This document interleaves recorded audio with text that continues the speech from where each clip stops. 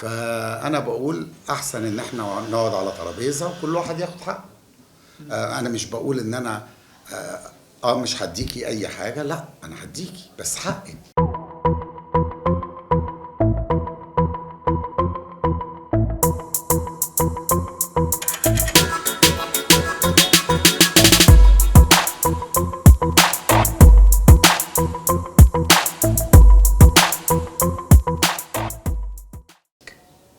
حقك هنا وحقك في امريكا. ما ينفعش ان انت تروحي في امريكا وتبيعي الحاجات من ورايا وتعملي اللي انت عملتيه، وانا عشان وثقت فيكي وثقت في اولادك يتعمل فيا اللي اتعمل.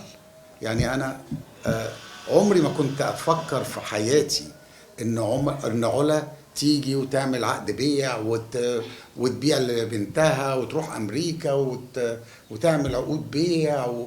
انا فتح لها كل حاجه. ده هي عندها صحة التوقيع في كل ممتلكاتي. حضرتك كان ليك تصريح غامض شويه، قلت ان انتوا بالرغم ان انتوا كنتوا عايشين حياه زوجيه مستقله، بس انت كنت ممكن تتفاجئ تاني يوم ان هي اتجوزت حد تاني او ان هي حبت حد تاني. ده كان معناه ايه؟ بيدل على الخيانه ولا بيدل على ايه بالظبط؟ انا مش متذكر التصريح ده. ده كان من فتره في اول الازمه.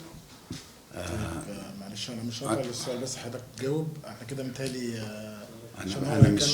انا مش متذكر ده. حضرتك تفتكر ان ممكن يكون في حد سبب مثلا في ان هي يعني الحياه تنقلب بالطريقه دي؟ يعني رغم ان انتوا كنتوا عايشين حياه حسب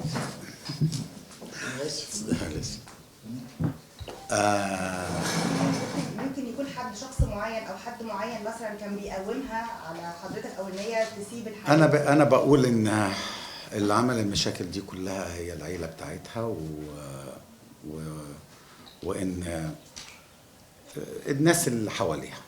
ما فيش حد فيها كانش ليها زملاء من الوسط الفني مثلا، حد هي قريبه منه ممكن يكون كان السبب في الازمه؟ الله اعلم. يعني انا ما كنتش، يعني كانت الحياه كنا دايما انا مسافر وهي هنا او انا هناك وهي هنا، فكنا شويه يعني كنا دايما مع بعض. بس في الاواخر كده كنا بنشتغل، يعني هي في مصر وانا في امريكا وكده. استاذ انا شايف حضرتك يعني بتوري لوسائل الاعلام كل مستجدات القضيه بتاعتك انت والاستاذ علا، فهل انت خايف من تهديدات او حاجه منها او في حاجه خايف منها؟ والله ايوه، انا بالفعل زي ما انت قلت كده انا مش خايف، لان طبعا عمري ما خفت من حاجه، لان في ربنا، وربنا دايما بيكون واقف وراك وسندك في كل حاجه.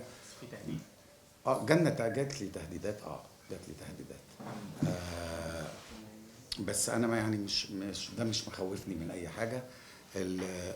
كل اللي انا عايزه ان انا اتمناه ان القانون ياخد مجراه، وان الاوراق اللي معاها تقدمها للقضاه، وان تكون كل حاجه قانونيه وسلمه.